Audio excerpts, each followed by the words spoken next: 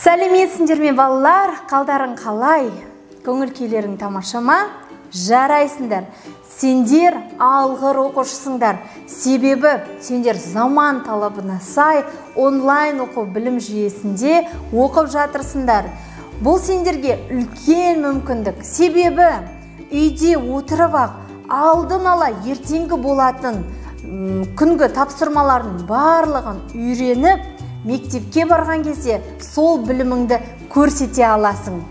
Ал кәнекей, ендеше бүгінгі математика сабағын бастайық.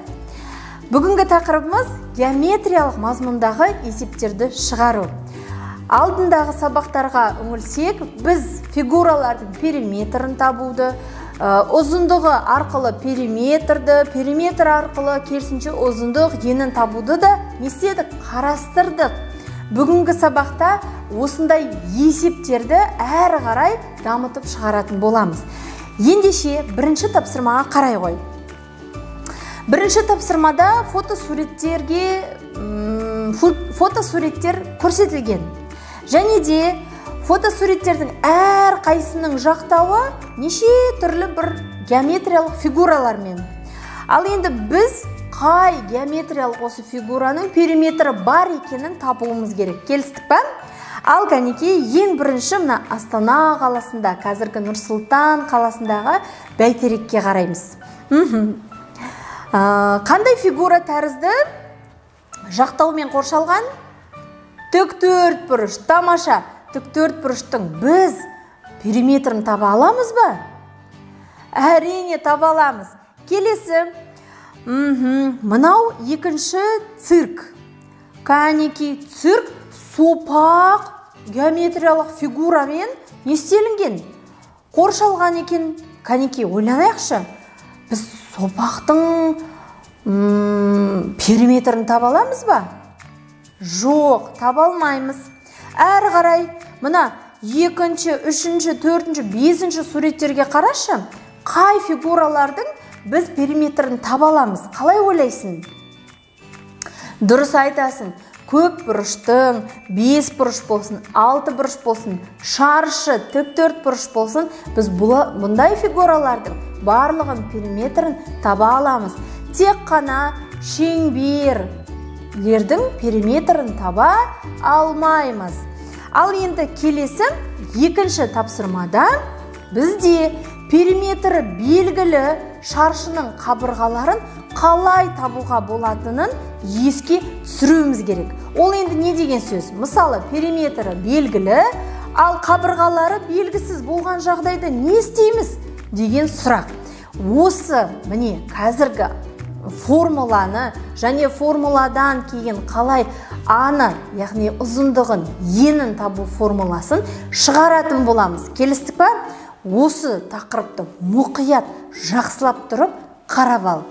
Ал енді бірінші біз тік төртбұрышты не істейік? Қарастырайық.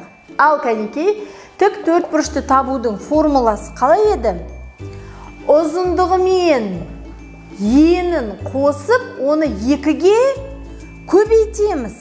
Ал енді керісінше мына А белгісіз болған жағдайда енді не істейміз? Соны табайық.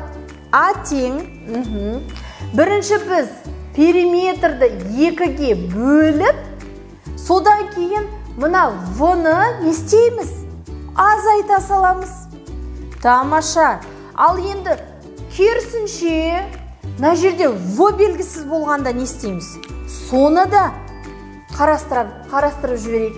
Оны да периметрді екіге бөліп, және де ұзындығының өлшем бірлігін азайта саламыз. Міне, яғни тік төртбұрыштың периметрі белгілі, бірақ ұзындықты және енін табудың формуласы осы. Ал енді екінші шаршыны көрсетейін, жарай ма?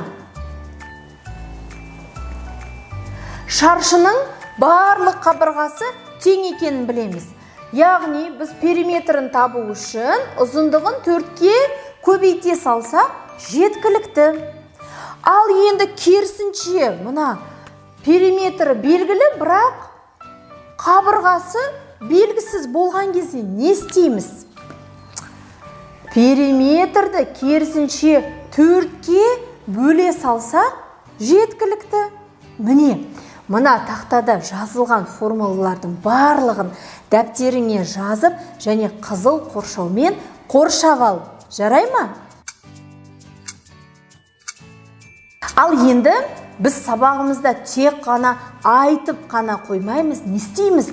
Оны практика жүзінде қолданып үйренуіміз керек. 4-ші тапсырмаға қарайық. Шаршы қабырғаларының ұзындығы 9 см, енді периметрін тап дейді. Сосын тік төртбұрыштың ұзындығы менені берілген, периметрін тап дейді. Кәнекей, осы тапсырманы орындап жүрек. Ал бірінші А нұсқасы, ұзындығы 9 см шаршының периметрін табуымыз керек. Ал кәнекей, периметр тең А көбейту 4. Бұл формула бірден қоршап қой. Ал енді осының орнына біз өлшем бірліктерді қойып шығара саламыз. Аның орнында 9 см көбейту 4. Периметр. Кәнекей, 9 4-ім неше? Оны өзің таба қой. Жарай ма?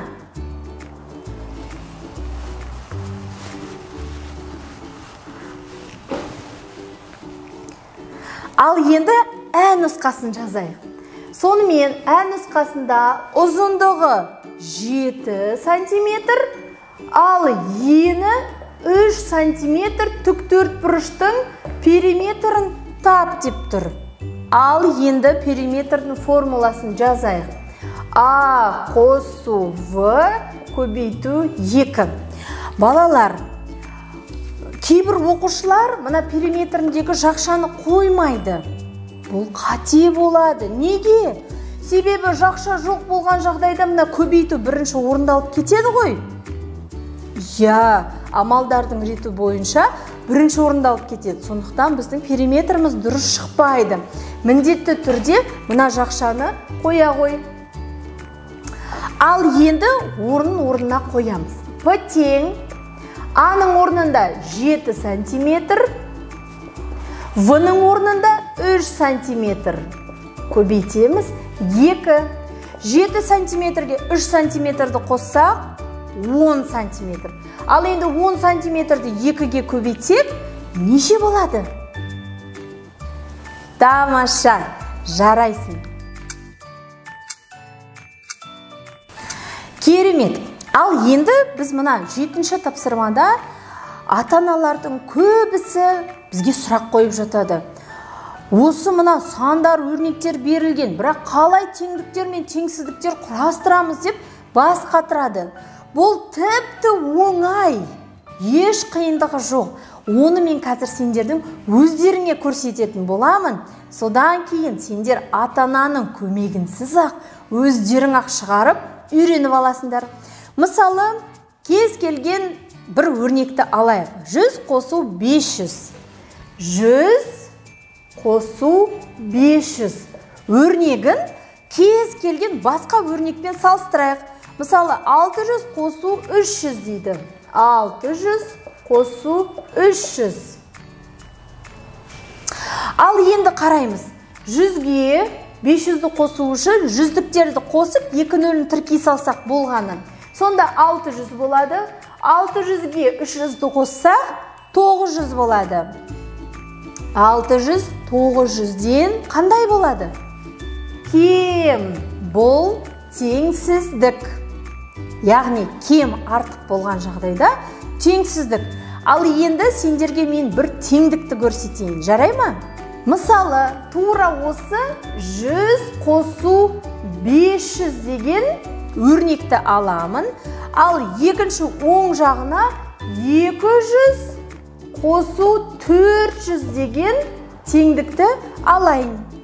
Ал кәнекей, 100-ге 500-ді қоссақ 600, 200-ге 400-ді қоссақ 600. 600 бен 600 бір-біріне қандай болады? Тең болады. Міне балалар, бар жоғы осындай. Сондай теңсіздікте біз артық кемді қолданамыз, ал теңдікте біз тең деген белгіні қолданамыз. Болды, ешқандай қиындығы жоқ. Тамаша балалар, сонымен бүгінгі сабақ саған ұнады ма? Ұнаса, қай жері ұнады? Және де мына сұрақтың жауабын видеоның астындағы комментарийда күтемін. Балақай, сен тік төртбұрышты және шаршыны табу формуласын жаттап жүрсің ба? Міне, егер жаттасаң, сен алғыр баласың. Болашақта біз осы периметрді табуға өте көп есептер шығаратын боламыз. Сондықтан міндетті түрде жаттап ал. Келістік па? Ал үйге номері 6-шы жаттығуды беремін. Міндетті түрде орындап бізге суретін жібере ғой. Жарайды балақай, бүгінге сабақ аяқталды. Келесі сабақта кездескенше.